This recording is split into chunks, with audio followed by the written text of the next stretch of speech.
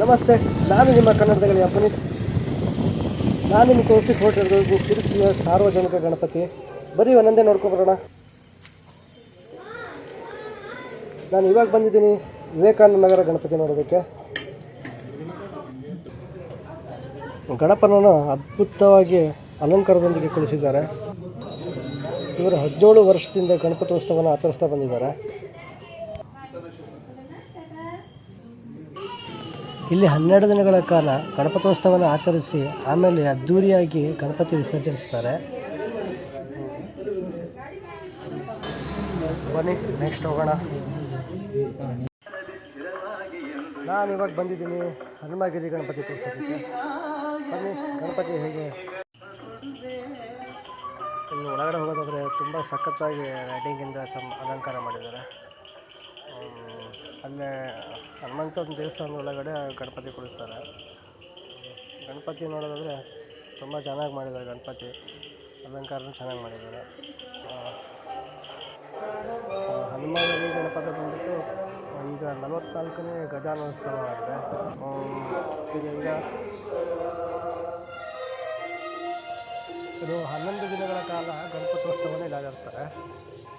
ತಾವು ಯಾರ್ಯಾರು ಬಂದಿಲ್ಲ ಇಲ್ಲಿ ಬಂದು ಗಣಪತಿ ನೋಡ್ಬೇಕು, ಚೆನ್ನಾಗಿ ನೋಡ್ಬೋದು ಗಣಪತಿ.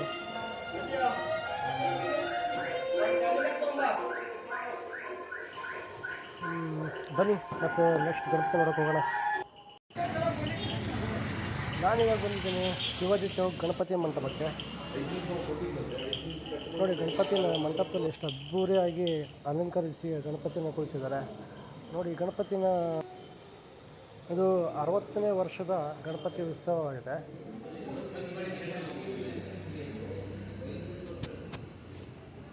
ಏಳು ದಿನಗಳ ಕಾಲದೊಂದಿಗೆ ಗಣಪತಿನ ಇಟ್ಟು ಆಮೇಲೆ ವಿಸರ್ಜನೆ ಮಾಡ್ತಾರೆ. ಯಾರ್ಯಾರು ಗಣಪತಿ ನೋಡೋದಕ್ಕೆ ಬಂದಿಲ್ಲ ಬಂದು ನೋಡಿ, ಚೆನ್ನಾಗಿದೆ. ಬನ್ನಿ ಮತ್ತೆ ಬಂದು ಗಣಪತಿ ನೋಡೋಕೆ ಹೋಗೋಣ. ನಾನು ಇವಾಗ ನಿಮ್ಗೆ ತೋರಿಸೋದಕ್ಕೆ ಬಂದಿದ್ದೀನಿ ಶಿರಸಿಯ ಹಿಂದೂ ಮಹಾಸಭಾ ಗಣಪತಿ. ಇದು 2ನೇ ವರ್ಷದ ಗಣೋತ್ಸವವಾಗಿದೆ. ನೋಡಿ ಎಷ್ಟು ಅದ್ಭುತ ಅಲಂಕಾರದೊಂದಿಗೆ ಗಣೇಶನ ಕೂರಿಸಿದ್ದಾರೆ. ನೋಡೋಕ್ಕೆ ತುಂಬ ಖುಷಿಯಾಗುತ್ತೆ. ಹೆಚ್ಚು ಕಡಿಮೆ ಅಂದರೆ ಶಿರಸಿಯಲ್ಲಿ 15 ದಿವಸಗಳ ಕಾಲ ಗಣೋತ್ಸವವನ್ನು ಆಚರಿಸ್ತಾರೆ.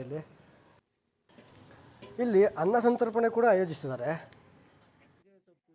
ತಾವು ಹೆಚ್ಚಿನ ಜನಸಂಖ್ಯೆಯಲ್ಲಿ ಬಂದು ಗಣಪತಿಯನ್ನು ದರ್ಶನ ಪಡೆದು ಪುನೀತರನ್ನಾಗಿ ಅನ್ನ ಸಂತರ್ಪಣೆ ಸ್ವೀಕಾರ ಮಾಡ್ಬೋದು.